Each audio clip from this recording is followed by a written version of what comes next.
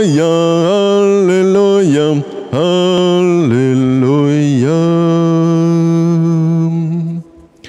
Aujourd'hui s'est ouverte la porte du paradis. Marie est entrée dans la gloire de Dieu. Exultez dans le ciel tous les anges. Alléluia, Alléluia, Alléluia, Alléluia, Alléluia, Alléluia. Le Seigneur soit avec vous. Évangile de Jésus-Christ selon saint Luc. Gloire à toi, Seigneur. En ces jours-là, Marie se mit en route et elle se rendit avec empressement vers la région montagneuse d'une ville de Judée. Elle entra dans la maison de Zacharie et elle salua Élisabeth. Or, quand Élisabeth entendit la salutation de Marie, l'enfant tressaillit en elle. Alors Élisabeth fut remplie de l'Esprit Saint. Elle s'écria d'une voix forte, « Tu es bénie entre toutes les femmes et le fruit de tes entrailles est béni. D'où m'est-il donné que la mère de mon Seigneur vienne jusqu'à moi ? Car lorsque tes paroles de salutation sont parvenues à mes oreilles, l'enfant a tressailli d'allégresse en moi. Heureuse celle qui a cru à l'accomplissement des paroles qui lui ont été dites de la part du Seigneur. » Marie dit alors, « Mon âme exalte le Seigneur, exulte mon esprit en Dieu, mon Sauveur. Il s'est penché sur son humble servante. Désormais tous les âges me diront bienheureuse. Le Puissant fit pour moi des merveilles, saint est son nom. Sa miséricorde s'étend d'âge en âge sur ceux qui le craignent. Déployant la force de son bras, il disperse les superbes. Il renverse les puissants de leur trône, il élève les humbles. Il comble de bien les affamés, renvoie les riches les mains vides. Il relève Israël, son serviteur, il se souvient de son amour, de la promesse faite à nos pères en faveur d'Abraham et de sa descendance à jamais. » Marie resta avec Élisabeth environ 3 mois, puis elle s'en retourna chez elle. Acclamons la parole de Dieu.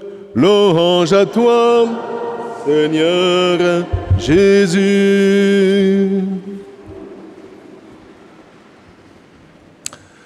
Alors, nous fêtons aujourd'hui, nous fêtons l'Assomption de la Vierge. Mais derrière cette Assomption, et c'est pour ça que c'est intéressant qu'on célèbre cette fête un dimanche, quelquefois, c'est évidemment toute la puissance du Christ que nous célébrons. La puissance du Christ qui agit en Marie jusqu'au bout, puisqu'elle va être élevée dans la gloire, ce qui nous promet à nous, si nous vivons comme Marie unie à Jésus, d'être élevés dans la gloire. Ouais. La vie mariale ne consiste pas simplement à aimer la Vierge Marie. Ça n'a aucun intérêt. La vie mariale consiste à unir sa vie à Jésus comme Marie a uni sa vie à Jésus.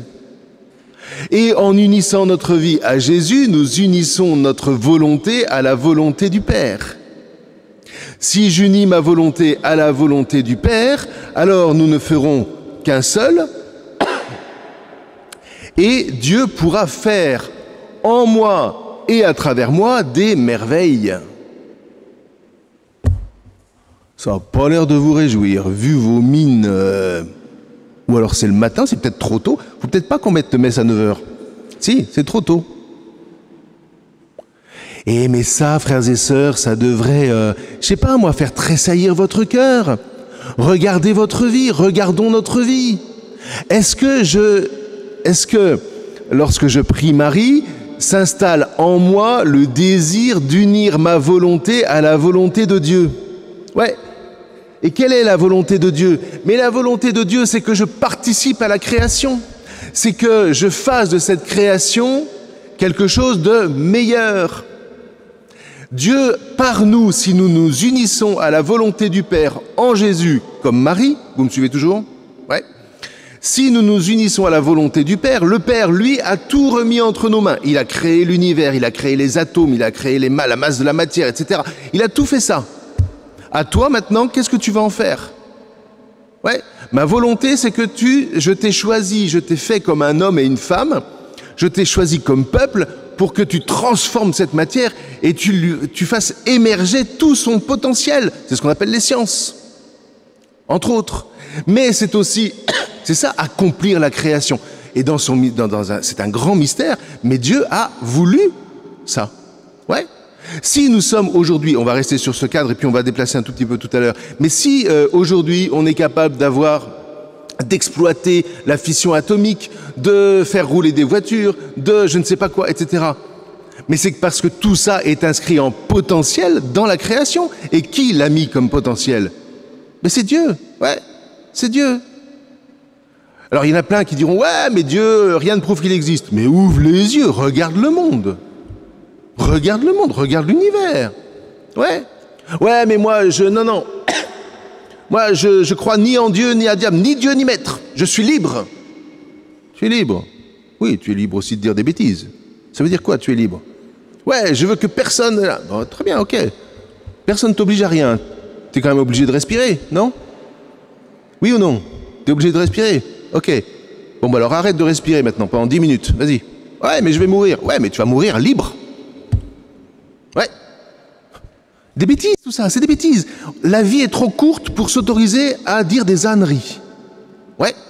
Donc, l'important, c'est que précisément, en reconnaissant que Dieu remet tout dans mes mains et dans les mains du peuple chrétien, entre autres, mais là, nous réfléchissons comme chrétiens, en prenant conscience que tout est remis dans nos mains, que nous recevons tout cela comme un héritage et non pas comme une acquisition, à ce moment-là, notre devoir, c'est d'accomplir la création en lui faisant fructifier, en lui faisant fleurir ce qu'elle a de meilleur en elle-même.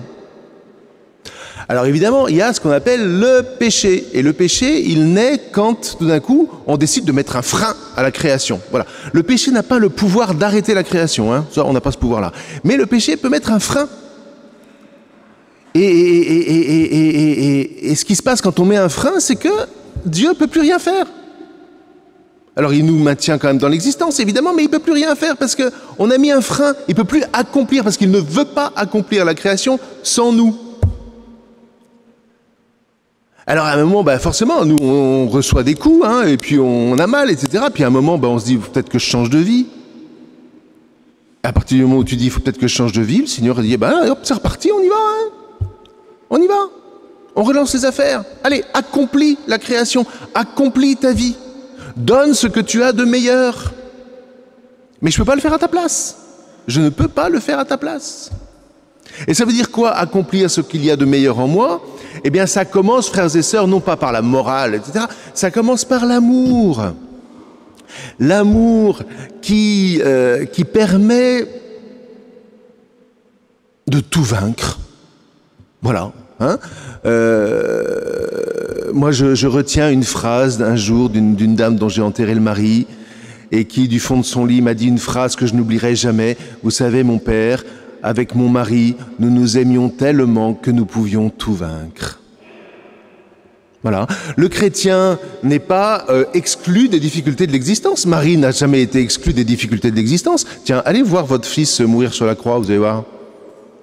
Mais qu'est-ce qu'elle a décidé? Parce qu'en elle, il y avait cette volonté de s'unir à Dieu, de faire la volonté du Père, c'est-à-dire de voir au-delà de ce qui fait mal. Eh bien, elle a été jusqu'au bout. Ouais, regardez, pas compliqué. C'est dans la vie qu'on... Vous avez un bébé. Un bébé, vous le regardez, c'est votre enfant, et vous vous dites, mais il y a un potentiel dans cet enfant. Seulement, avant que le potentiel se mette en place, il faut lui changer les couches. Puis au début, ça sent pas trop mauvais, mais après, ça commence à odoriférer. Hein? Ouais? Non? C'est concret, ça, au moins. Vous le faites. Pourquoi? Parce que vous l'aimez. Oui? C'est-à-dire que les aspects difficiles de la vie, vous les sublimez par l'amour. Parce que vous voyez le potentiel. Et toute la vie, vous voyez, ça doit être comme ça. Si vous ne vivez à travers votre enfant que parce que votre enfant va avoir un super métier, forcément vous serez déçu quand il n'aura pas quand il aura un métier simplement pour vivre et pour faire ce qu'il a à faire. Alors, je l'aime toujours ou je l'aime pas? Et puis, dans la vie commune, entre un époux et une épouse, alors au début, tout est rose, hein, c'est bien connu, mais après, il y a des choses difficiles qui se mettent en place, et puis il fait pas comme je voudrais qu'il fasse, et puis elle fait pas comme... voilà, etc. Mais s'il n'y a pas l'amour derrière, comment voulez-vous que ça tienne le coup? Vous allez vous focaliser sur ce qui va pas. Et à un moment, pouf! Pourquoi? Parce que vous n'aurez pas travaillé d'abord à l'unité dans votre couple. Ce qui veut dire un petit peu rabaisser un peu son orgueil, ce qui veut dire, oui, faire des tâches pour l'autre, accepter de m'oublier pour l'autre. Bah oui, c'est pas forcément négatif ça, hein, c'est même, voilà, quand c'est fait dans les deux, et à la fois chez l'homme et à la fois chez la femme, eh bien, ça permet de se consolider, de chercher à faire une histoire commune, de chercher à unir les volontés, parce que c'est ça l'amour, c'est unir les volontés, hein. Du coup, quand il y a un gros choc qui arrive, si j'ai travaillé avant à unir ma volonté à l'autre, le choc, vous savez, les chocs, oui, ils peuvent être violents, mais si je suis solide à l'intérieur de moi, la maison, elle tient le coup, hein. Si je ne me suis pas préparé, si j'ai toujours voulu faire simplement ce qui me plaisait, le même coup arrive, sauf que c'est tellement fragile que tout s'effondre. Ouais. Et après, on se dit, ouais, mais qu'est-ce que fait le bon Dieu? T'as pas cherché à unir ta volonté à lui. T'as pas travaillé, tu t'es laissé aller, c'est-à-dire que tout coule, voilà, tout roule aujourd'hui. C'est encore ces satanés écrans, machin. Tant que j'ai mon écran, moi je pense pas à ce qui va se passer demain. Ouais. J'ai même pas vu la journée passer parce que voilà. Il y a pas longtemps, j'étais un peu sur la plage. Bon, il y a 80% des gamins qui sont sur la plage avec leur téléphone pour savoir s'il y a de l'eau dans la mer.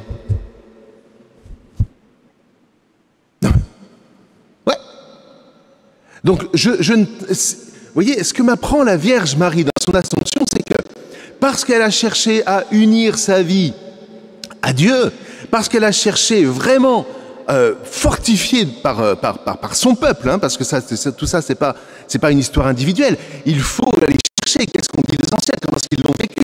Comment est-ce qu'a vécu Abraham? Abraham n'a pas eu une vie facile, mais il s'est oublié, il est allé sauver Lot, il est allé, à droite, à gauche, il s'est occupé de son clan, il a uni sa volonté à celle de Dieu. Et puis ça s'est transmis parce qu'il a dit à ses enfants, mais écoutez Dieu. Ouais. Et ça s'est transformé avec un peuple, vous voyez, c'est quand même étonnant, ce peuple qui s'est mis à l'écoute de Dieu à travers la Torah de Moïse, il a tenu à travers l'histoire. Pourquoi? Parce que il n'a pas eu une histoire facile, hein. Rappelez-vous la Shoah, on a essayé de l'exterminer complètement. Alors que vous avez des tas d'autres peuples qui ont eu une culture extraordinaire. Qu'est-ce qui reste aujourd'hui? Ouais. Reste rien. Reste rien. Si, des ruines, on va les visiter. Bon, ok, enfin. Or, ce petit peuple-là, c'est comme l'Église. L'Église, elle subsiste. Elle a des assauts, elle est persécutée, etc. Mais qu'est-ce qui fait qu'elle tient le coup? Elle tient le coup parce qu'elle est unie à la volonté de Dieu. Ouais. Et ça s'appelle l'amour. Quand on cherche à faire une volonté commune, ça s'appelle l'amour. Voilà. Et ça se travaille. C'est pas simplement je le ressens ou je le sens comme ci, je le sens comme ça. Parce que les sentiments, vous savez bien que ça va, ça vient. Hein. Il suffit qu'il y ait un tout petit dérèglement hormonal et hop, c'est foutu. Hein. Eh bien, la Vierge Marie m'apprend que, précisément, si tu travailles à être uni avec Dieu, et donc si tu travailles à transformer la création jusqu'à collaborer avec Dieu, jusqu'à faire naître dans la chair le Verbe même de Dieu, ouais.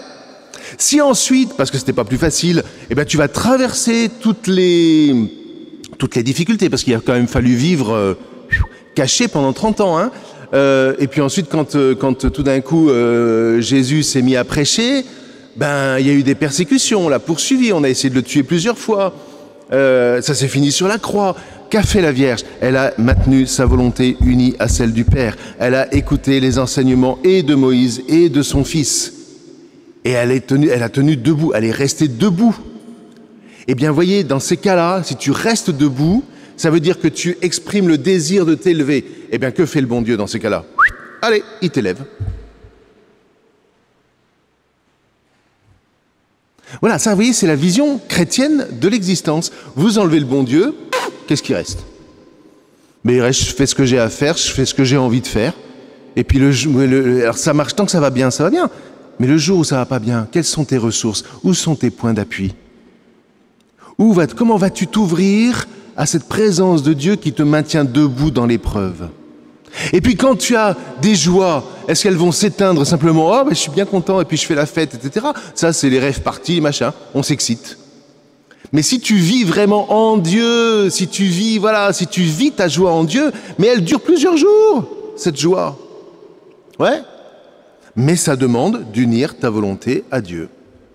Et unir ta volonté à Dieu dans le courant de la Vierge Marie, ça veut dire quoi? Ça veut dire des choses très concrètes, vous savez. Alors c'est déjà ce qu'on a expliqué tout à l'heure, ce qu'on a évoqué tout à l'heure, mais ça veut dire aussi s'habiller correctement, ouais, pour pas faire n'importe quoi, pour pas aguicher les autres, pour les attirer à soi. Ça veut dire faire attention à ce qu'on dit. La parole de Dieu, retrouver la grâce de la parole. Ouais, la Vierge Marie dans l'Évangile, elle dit peu de choses, mais tout ce qu'elle dit, c'est bien ciselé, hein. Fais attention à ce que tu dis. La parole, c'est la puissance qui a été déposée en toi pour créer ou pour détruire.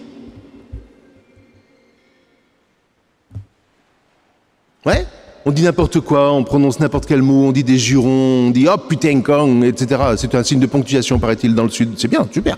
Mais en attendant, qu'est-ce qui se construit à travers ça? Ouais, la parole en toi, comment est-ce qu'elle devient une puissance d'élévation? Qu'est-ce que vous voulez, quand on sait plus, quand on ne lit plus, quand on n'écoute que des carabistouilles à la télévision ou sur Internet, quand on vit dans son petit cercle, comment voulez-vous avoir une parole qui construit? Aujourd'hui, toutes les paroles qui sont dites sont que des paroles où j'essaye de descendre l'autre. J'ai raison, t'as tort, machin, truc, non. Mais comment voulez-vous être heureux dans un monde comme ça? Comment voulez-vous vous élever? Ouais. Alors le 15 août, c'est une fête extraordinaire parce que précisément c'est une fête qui nous rappelle que notre vocation est d'être élevés. Et ça nous rappelle à nous y préparer. Je vous donne un ou deux exemples pour aujourd'hui. Vous allez sortir de la messe. Est-ce que vous allez vous précipiter pour aller faire vos courses, etc. Peut-être, si vous en avez besoin, faites-le. Mais à midi, quand vous allez manger, ouais, vous faites un poulet frit ou je sais pas quoi. Vous regardez ce poulet. Vous allez simplement le consommer ou vous allez remercier le Seigneur pour ce poulet qui va refaire vos forces, qui va vous nourrir, en sachant que si vous faites ça, vous serez nourri extérieurement, évidemment, mais vous serez aussi nourri intérieurement. La vie intérieure est plus importante que la vie extérieure, frères et sœurs. Ouais. Et si nous inscrivons la volonté de Dieu dans notre vie, elle ne va pas nous brider, elle va nous exercer pour nous préparer à nous élever. Et tous les mots que je vais dire aujourd'hui, à droite, à gauche, dans la famille dans laquelle je suis, même si on va se baigner dans la mer, si vous trouvez une place sur les plages, ça c'est plus difficile, mais tout ce que vous vivrez, tout ce que vous direz, que ce soit des paroles constructives en l'honneur de la Vierge Marie et que vous puissiez vous dire en famille, eh bien, si nous vivons comme cela, si nous unissons nos volontés les uns aux autres, comme nous unissons notre volonté au Père par Jésus, alors nous sommes bien partis pour être élevés dans la gloire comme la Vierge Marie. Ça, c'est un projet de vie. Et ça nous façonne. C'est un exercice de tous les jours. Et c'est pour ça qu'on a besoin de l'Eucharistie, parce que j'espère qu'à côté de ça, une fois qu'on a dit ça, vous vous sentez tout petit. Est-ce que vous vous sentez tout petit ou vous vous sentez vraiment grand, là? Vous vous dites, ouais, non, je vais y arriver tout seul, ouais, hop, je suis libre. Si vous dites ça, c'est bien, c'est héroïque, hein, moi j'admire, mais je ne suis pas sûr du résultat. En revanche, si de dimanche en dimanche, je ne perds pas cet objectif christique, cet objectif de résurrection, cet objectif d'élévation, je me rends compte que de dimanche en dimanche, l'Eucharistie est là pour m'encourager, pour me redonner de la force, pour me redonner de la vigueur. Et là, ma vie retrouve ses couleurs, retrouve son rayonnement. Et là, je commence à toucher un tout petit peu du doigt à quel point Dieu est puissant dans ma vie. Et s'il est puissant dans ma vie, alors il peut être puissant dans le monde et rétablir pas mal d'injustices. Mais ça commence par vous, par moi. À l'exemple de Marie. Amen.